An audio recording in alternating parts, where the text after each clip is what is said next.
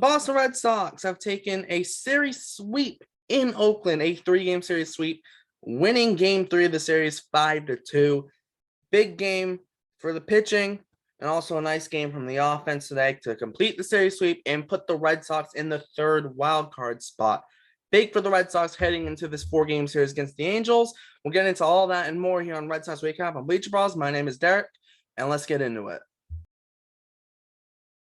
Big game for the Red Sox, obviously. You take a series sweep, you're never going to complain about that.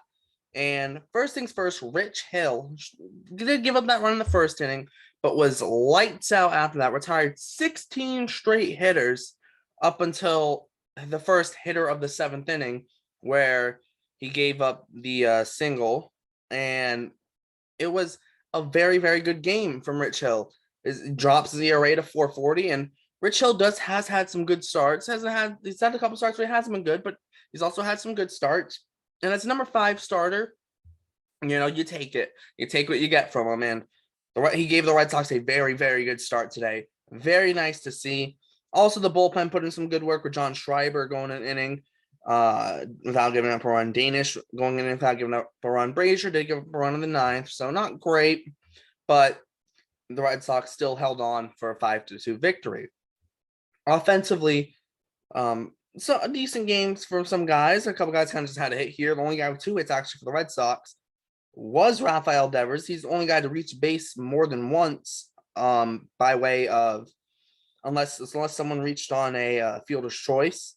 He was the only guy to reach base twice via a hit or a walk, or via a hit, walk, or hit by pitch. The only guy to reach twice in those ways, and he did it 3 times with 2 hits and a walk. Red Sox only drew 1 walk today. Like to see that be better, like the first 2 games of this series.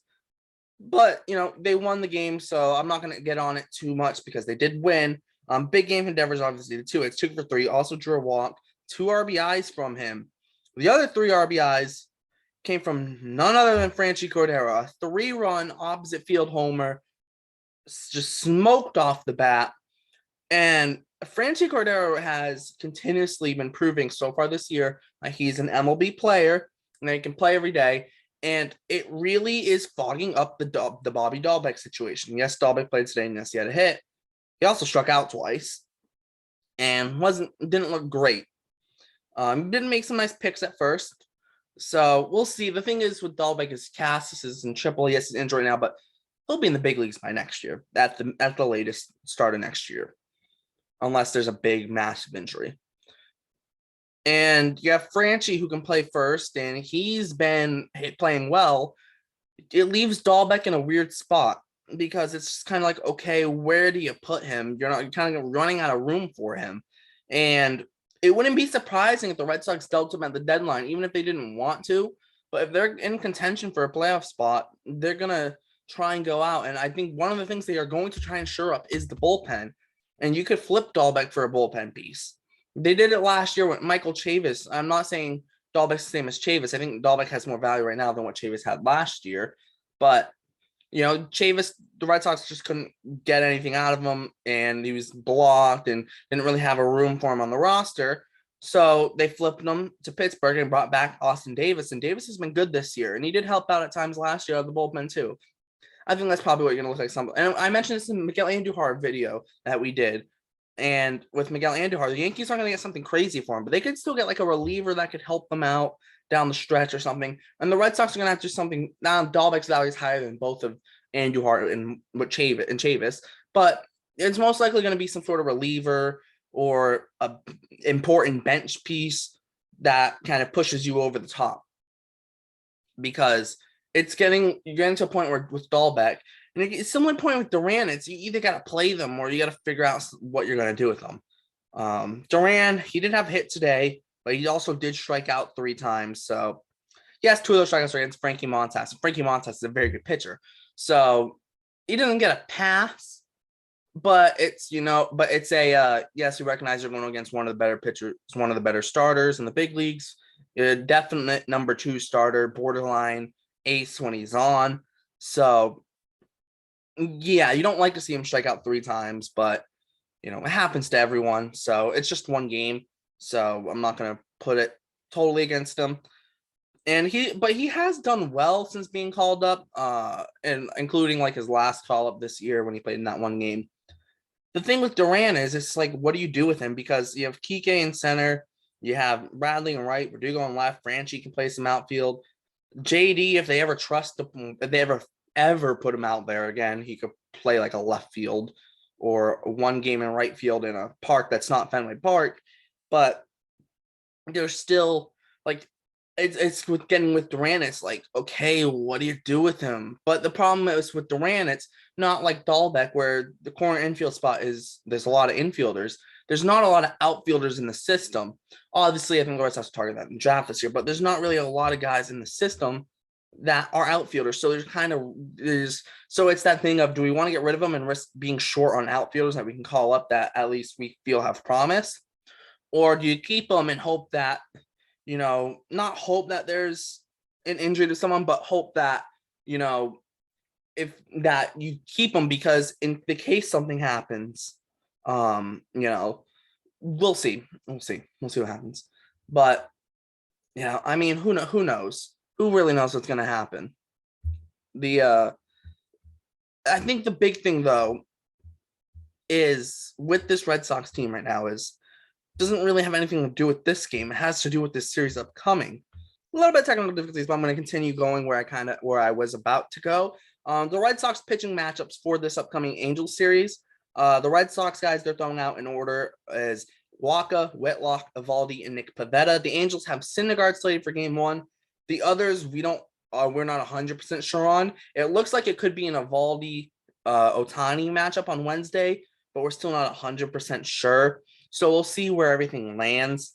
But this is going to be a big series with the Angels. Right now, if you look at the standings, the Red Sox now have the 3rd wild card spot because the Angels have lost 11 in a row. It's the perfect time to play the Angels. However, Cleveland's only a half game behind, just like the Angels are.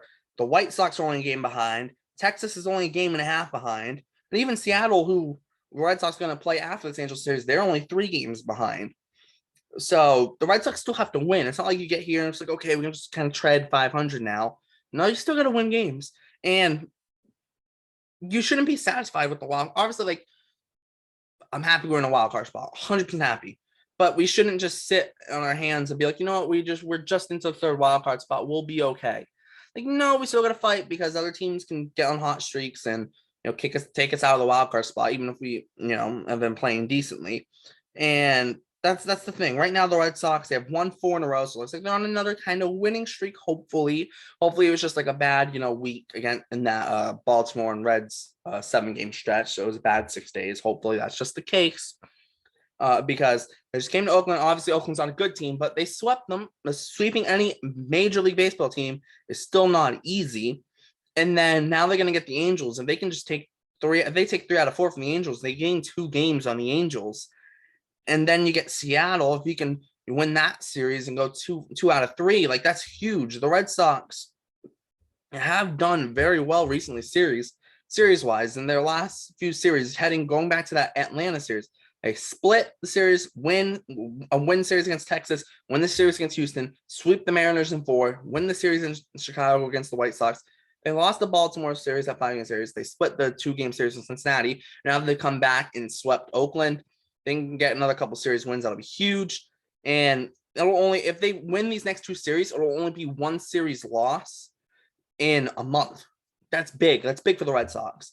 And then after that Seattle series, they have an off day, and then they play Oakland again. So this Red Sox team has a favorable schedule for this next, week or week and a half or however long it is exactly. So it's going to be important. And then you get St. Louis, which St. Louis is good, but then you get Detroit. So hopefully you can capitalize on Detroit as well. And then you get Cleveland, which is going to be a big series because Cleveland's right up there with the Red Sox battling for that 3rd wild card spot.